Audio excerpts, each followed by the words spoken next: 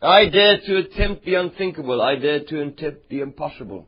I dare to express these two views in one sentence, in one pulpit, not two separate pulpits to play to the gallery. I dare to see them as complementary rather than contradictory. And get through the Bible 400 times and you will be rebuked by anybody coming near you who sees things as a contradiction and not a complementing oneness and unity. It's to those who don't get through the Scriptures but get through every book the Reformed theologians or the Wesleyan Arminians have written against each other. But they neglect to devour the Scriptures and to accept every verse and to seek the answers. Of course, the first time when I was saved, when I got to Romans 9, I became quite agitated. This can't be. No, this is not righteous. But I must be honest with you, when you're first saved, how much of the Bible can you really grasp? But you read.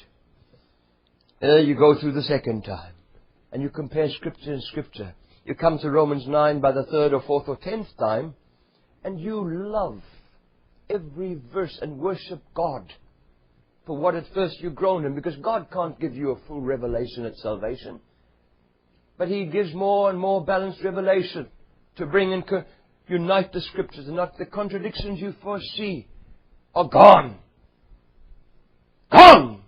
Only when you devour the entire Bible and not one biased lot of books or set of tapes or videos from biased preachers who hate each other.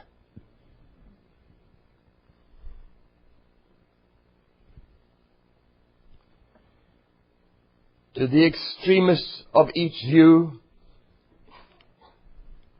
the hyper-Calvinist or the hyper-Arminianist, I may commit sacrilege doctrinally. To them as a theologian, he either nails his colours to the mast or he's a vagabond that belongs nowhere. One preacher walked up to me and said, "You're like a chameleon, sir. You change colours. You should have one colour so that we know where you stand."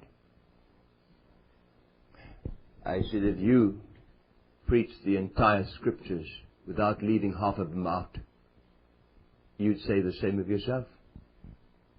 But you won't. So who's a chameleon, sir, in God's eyes?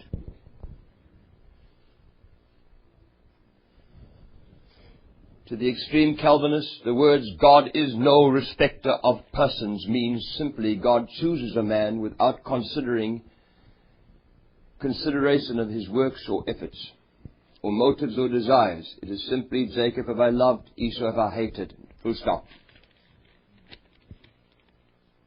To the Wesleyan Arminianist, God is no respecter of persons means God does not choose a man apart from the fruit, the evidence of his works and efforts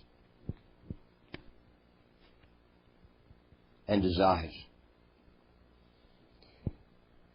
But to the Calvinistically inclined Wesleyan Arminianist, you never heard that. You'll never hear it again. But I belong in the other side of the world, in the jungle. You can't find me.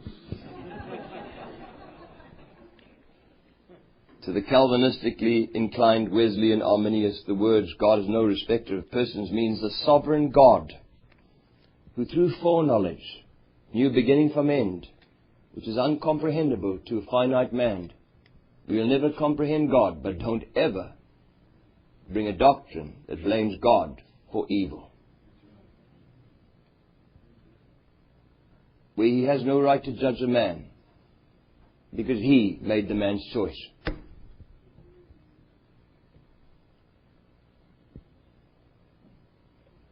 James says, "What of the profit of the man say he hath faith and have not works? Can faith save him?"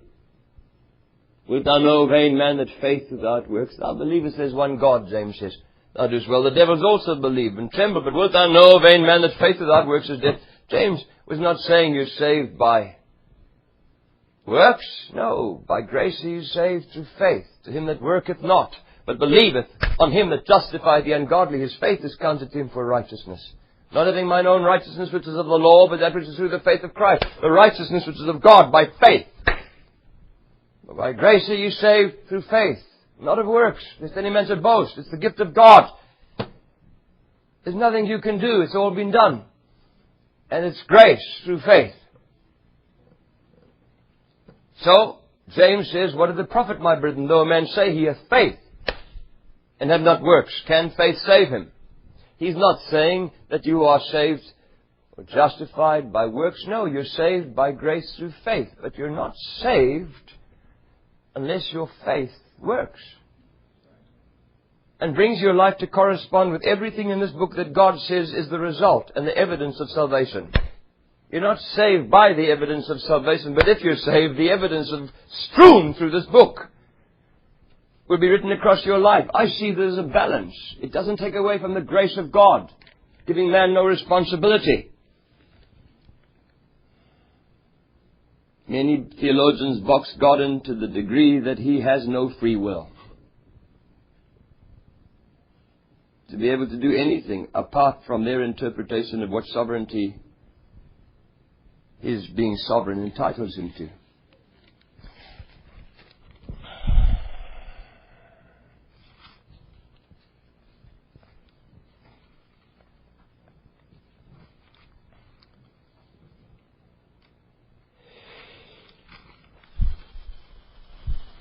John Calvin